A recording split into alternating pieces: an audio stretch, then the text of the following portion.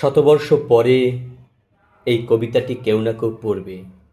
যে পড়বে সে যদি নারী হয়, সে কি তখনই কেবল নারী?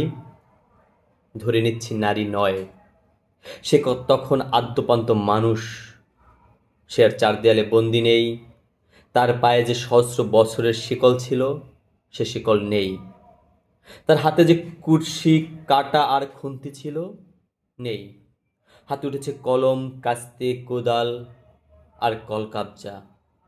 সে মানুষের মতো হাঁটে, দৌড়োয়, হা হা করে হাসে, মাছের মুড়ো খায়, দুধের সরো। তাকে আর ভুগতে হয় না পুষ্টিহীনতায়। সে যদি নারী হয়, তাকে কেউ পাঠশালায় না পাঠিয়ে ঠেলে দিতে পারছে না জ্বলন্ত উনুনের কাছে। তাকে আর পড়াতে পারছে না বাল্যবিবাহের ফাঁস। তাকে আর আবৃত করতে পারছে না। সে নিশ্চয়ই তখন দাবি করতে পারে সমান অধিকার। সে নিশ্চয়ই তখন দাবি করতে পারে জরার স্বাধীনতা, কন্যা জন্ম। সে নিশ্চয়ই তখন দাবি করতে পারে চাঁদ বা সূর্যের নিচে অবাধ বসবাস।